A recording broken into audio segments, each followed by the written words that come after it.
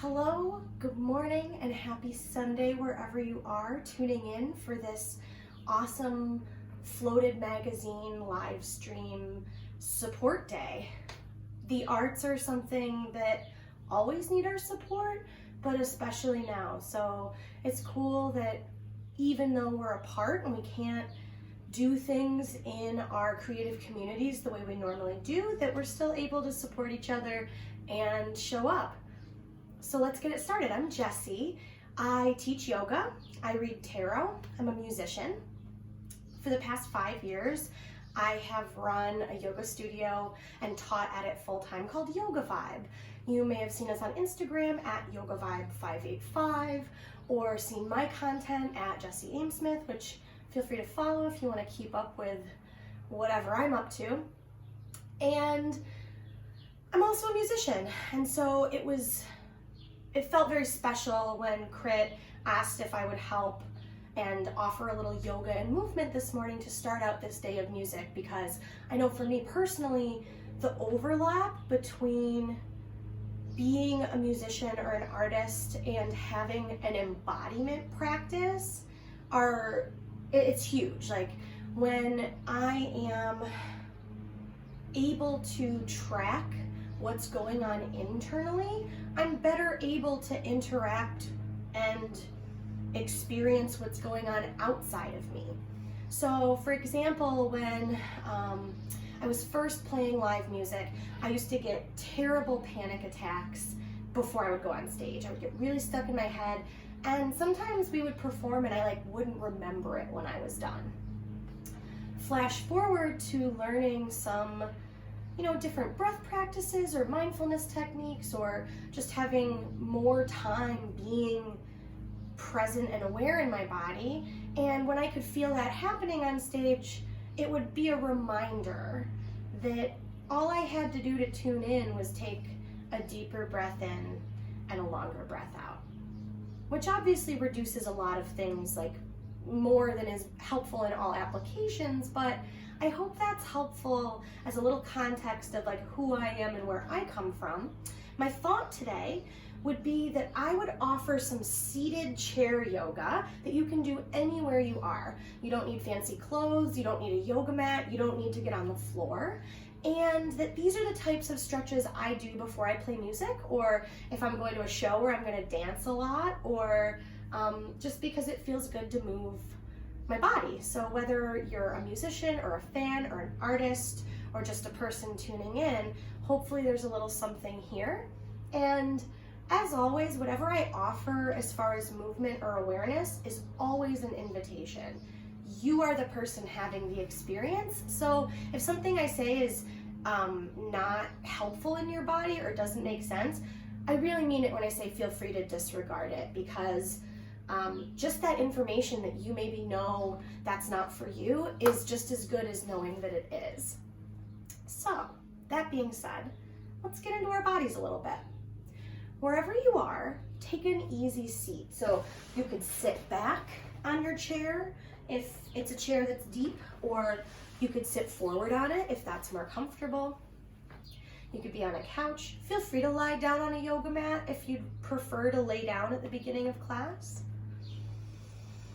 If it's safe to close your eyes, you can let your eyelids get heavy, or you can just kind of let your eyes get soft and maybe find a fixed point to gaze at that's maybe down the tip of your nose or on the wall or floor out in front of you.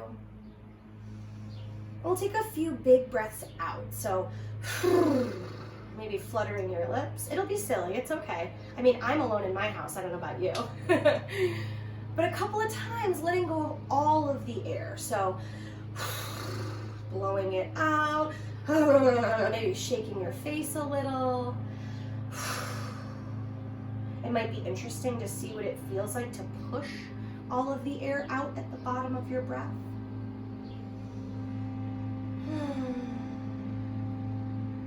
And tune into the rhythm of your breathing.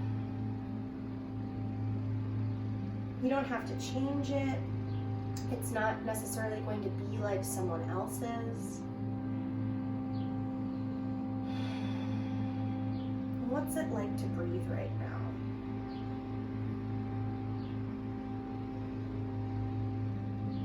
As you inhale and exhale, notice what part of your shoulders or chest or belly or back fill up with air as you breathe.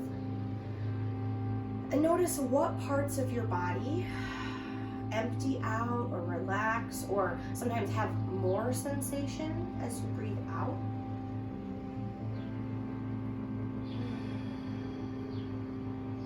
And if it's interesting, you might want to play around with making the length of your inhales and exhales the same. So as you breathe in, you can just count.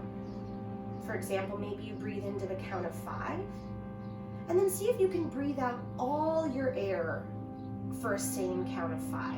And that can be any number. I just picked one for an example.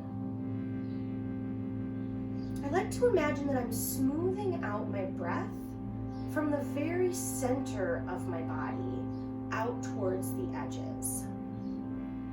So first, just getting some kind of rhythm or just awareness of the pattern I'm breathing in, and watching what that's like from an internal tracking kind of place.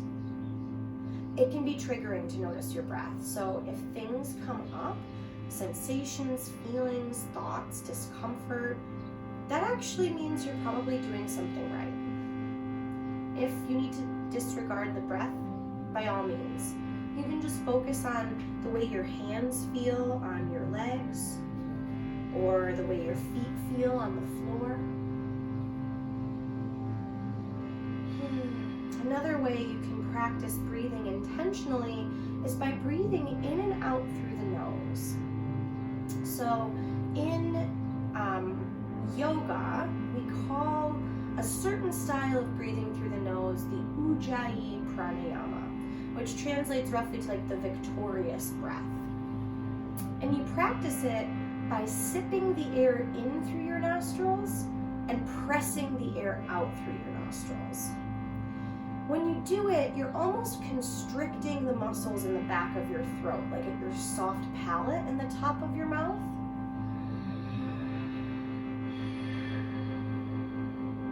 I don't know if you can hear that. You can probably just hear my neighbor mowing his lawn all day, by the way. But it sounds kind of like Darth Vader, or I think it sounds like the sound a seashell makes you hold it to your ear. And it's audible, like don't be afraid to hear yourself breathe. Again, that can be unsettling or uncomfortable, so if it doesn't feel soothing, you don't have to do it. But one of the reasons it might feel soothing as you breathe deep through your nose in this kind of focused, hugging way is that when we breathe like that, it supports our nervous system. There's a big nerve that runs from your brain to your gut called the vagus nerve. And it's a huge player in our fight, flight, freeze, faint response. Nerves like to be hugged. So when we breathe in this way where our like esophagus and that central channel of our body is hugging in, that part of our nervous system gets a reminder that it's safe, that it's okay that we're observing it, and that whatever shows up is what we're looking for. So just a few more rounds of breath, deep inhales and exhales.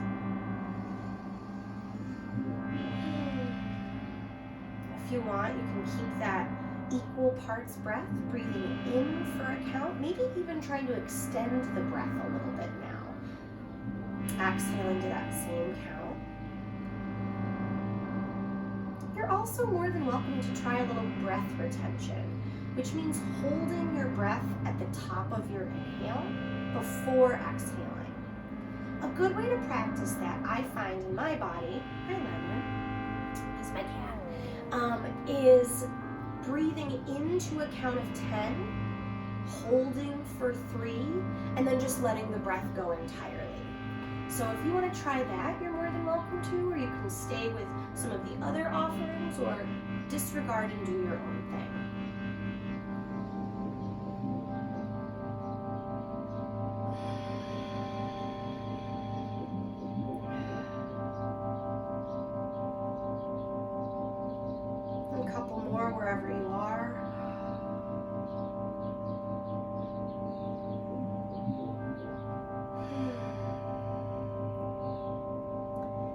can keep everything the same. You can stay with your breath. You can let it go if you want.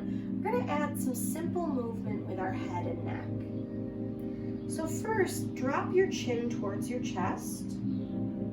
You might want to roll your shoulders back a little bit here just to offer some more support. And very slowly, very carefully, start to roll your head side to side, bringing one ear at a time towards the same shoulder.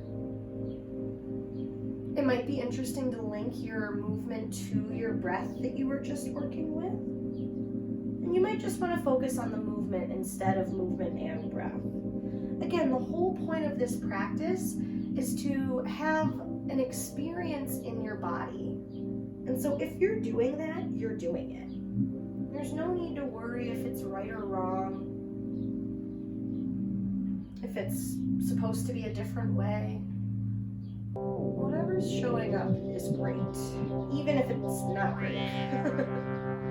The next time you have your right ear towards your right shoulder, keep it there for a couple breaths.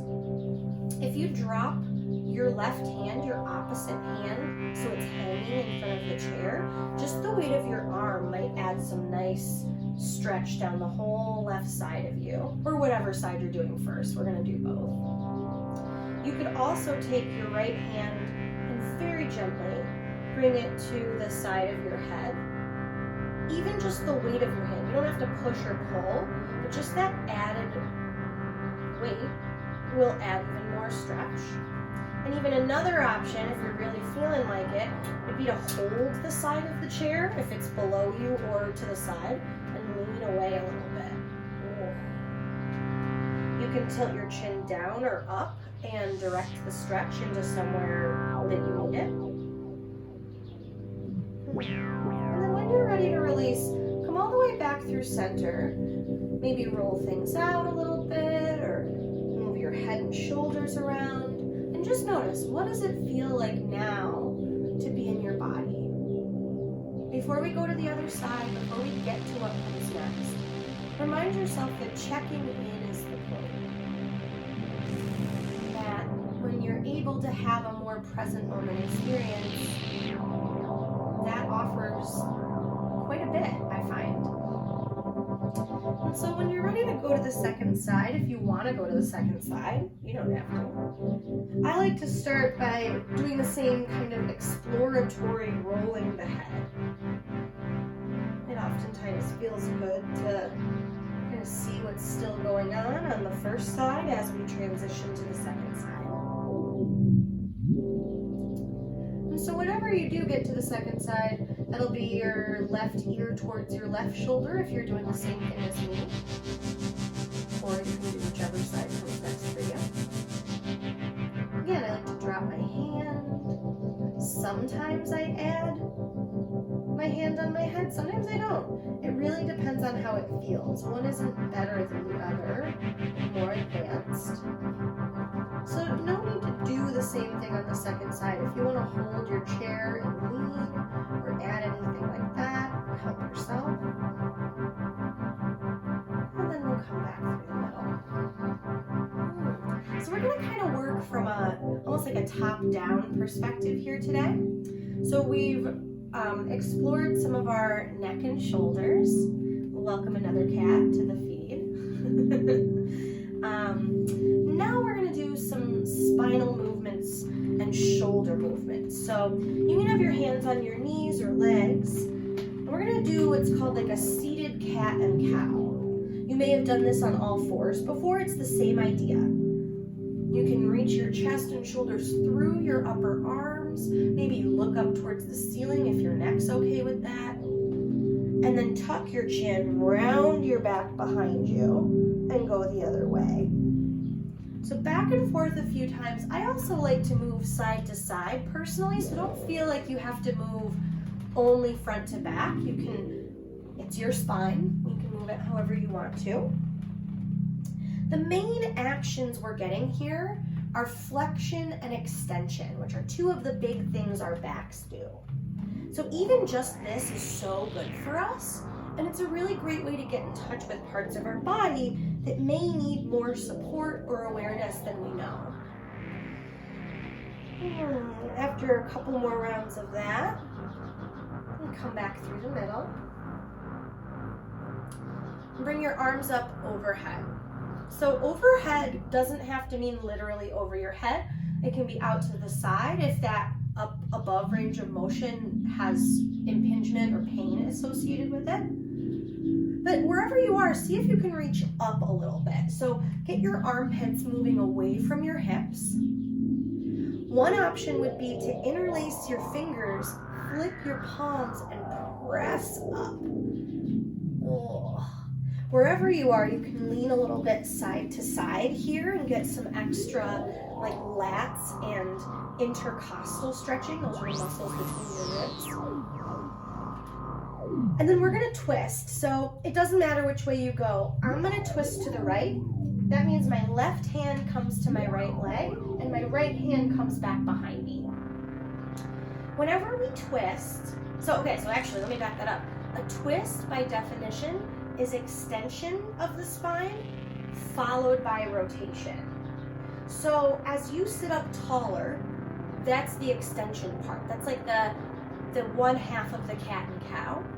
And then the rotation comes from sitting up taller, not from like cranking yourself around. So see if you can sit up nice and tall and then breathe yourself deeper into the twist. So come back to the breath, moving from the very center of our body out to the edges.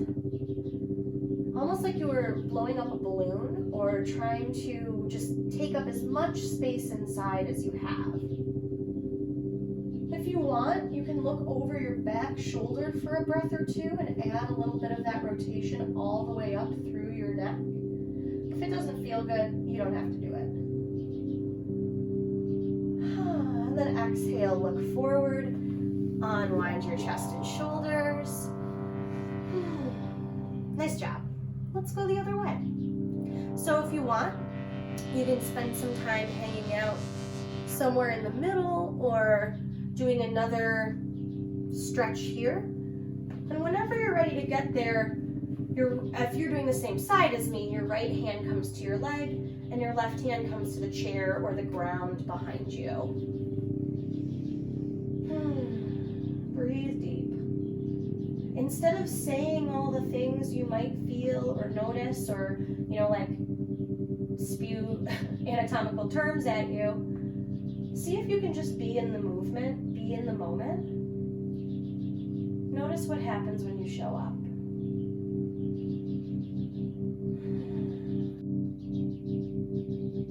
And whenever you're ready, follow your own lead to unwind. Come all the way back through the middle. Give yourself a few breaths. Just notice, how does it feel in like this top half of your body now?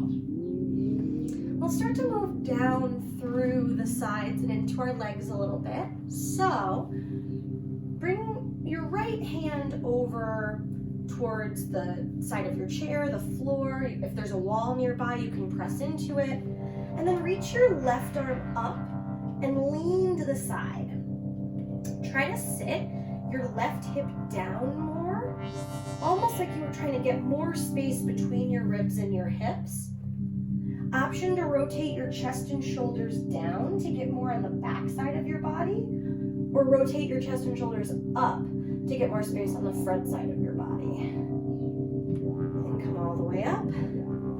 Ooh, other direction. So as you lean, see if you can explore how it feels to be in this arrangement. Like, what is here? What would you like to do with it? Come back through the middle. All right.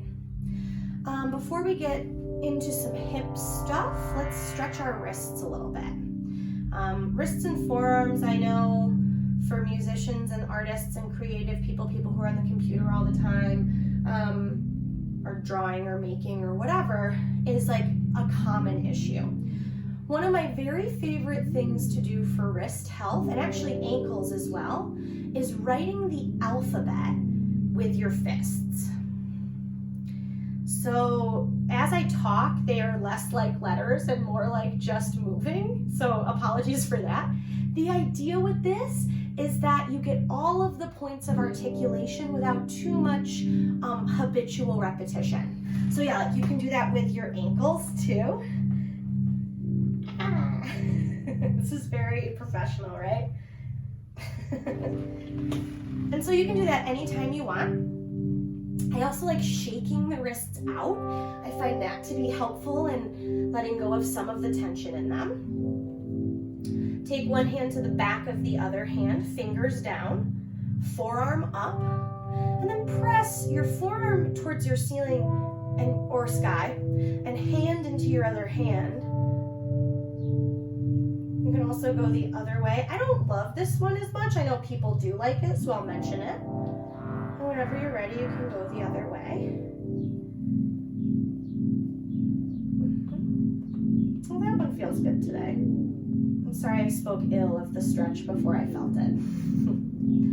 And then the other thing I really like to do are called flashlights. So this is actually something that was taught to me during an online course about handstands. And the person that was teaching it said, if you want to stand on your hands, they got to get stronger. So as you open and close your hands all the way, you might find that you are fatiguing, that your forearms, hands, and wrists are like, WTF, why are we doing this? And you might also notice that your hands don't move so good in the same ways, whether you're left or right-handed, a guitar player, a drummer, like whatever the case might be, you might notice things are different side to side. You can also flick your fingers left to right, like you're getting water off your hand. You could also flick down towards the floor,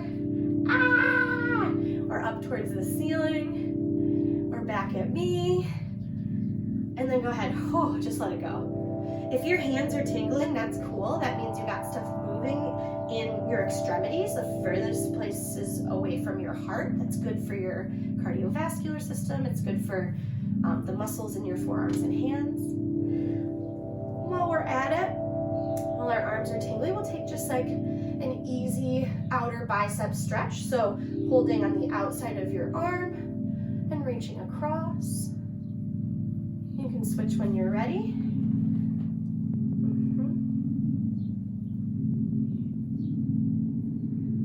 Like easy tricep stretch, bending one elbow, grabbing a hold of it and pressing up. I like to add a side body stretch with that. All right. From here, turn to the side. I'm turning to the right so that your left outer hip is facing forward. And then you're gonna step your left foot back and drop your bent knee towards the floor. Depending on your chair, that might mean your knee's on the floor. That's okay. You could also step your foot further back if you'd prefer a stretch here. So that's the idea, is that we're stretching the front of the leg that's down towards the floor. I like to sit back towards the back foot. You can lift your arms here. And you could also take a twist here. That might feel good. Then we'll come back through center and over to the other side. So you kind of like shift your butt, step your back foot back. And again, come into this modified lunge. This is a great way for folks who have, like, are recovering from a surgery or have limited mobility to help strengthen things in a way that's low impact, that's like not full weight bearing. I find sometimes I get a better stretch than if I'm like struggling to stay up in something. So once you've done both of those, come back to seated. You're gonna wanna sit on the edge of your chair if you're not already. And then we're gonna cross the right ankle over the left knee in a figure 4 position. This is called seated pigeon, and it is a stretch for our external rotators in our hips. So the muscles that move our hip open away from the midline of the body. The way you're gonna explore that is by pressing your top ankle into your bottom thigh and trying to move the backside of your leg away from you. Whew. that should be some doing. You've got options here. You can just stay put. Another option would be to fold over your legs. If you're lucky enough to find a kitty, you could pick him up.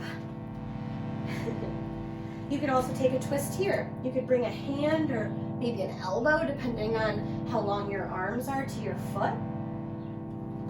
You could also pick your leg up if you're that type of human.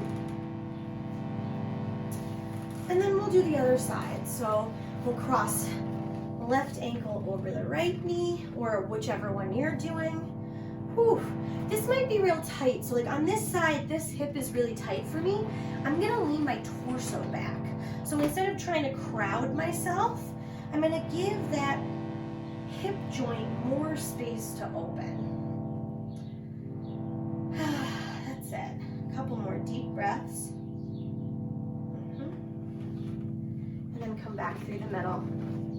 Our last pose before we do a little bit of breathing and finish up for today is going to be a forward fold in a chair. So you can kind of sit however works best for you on this. And then really you're just going to drop your head and shoulders down. You can always have your arms on your legs if you need to. Just take a few deep breaths. Try to let your back relax. Try to let your breath come back into focus. Option to come into a standing forward fold if you want to lift your hips up and come down. But no need to. You can get all the same good stuff here seated. Use your elbows on your thighs to help yourself up. Come into an easy seated position back where we started. Again, if it's safe and comfortable to let your eyes close, just let your eyelids get heavy.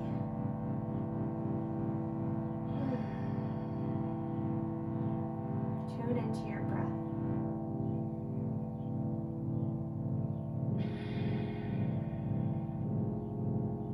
There's nothing you are going to experience in this world that you're going to experience outside of your body, for better or worse.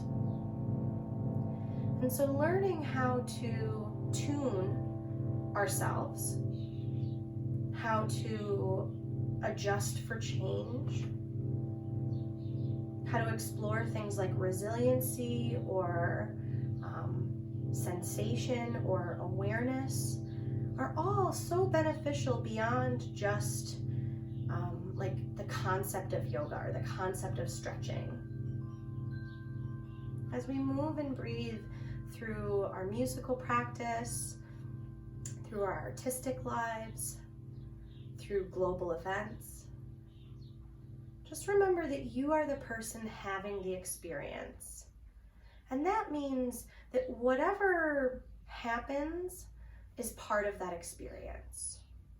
You are entitled to steer your own ship.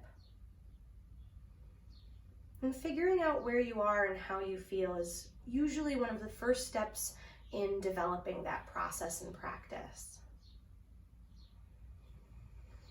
Take a deep breath in. Big breath all the way out.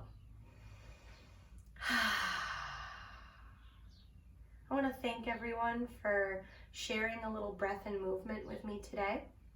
Again, if you want to follow along with what I'm up to, my Instagram is @JessieAmesmith. My yoga studio is @YogaVibe585. Thank you again so much to Crit and Floated for being such creative and excited members of our community and for asking me to do this today. Up next is Josh Netsky from Maybird and a whole amazing lineup of talented folks. So stay tuned. I hope you have a safe and awesome rest of your day, and party on, yogis.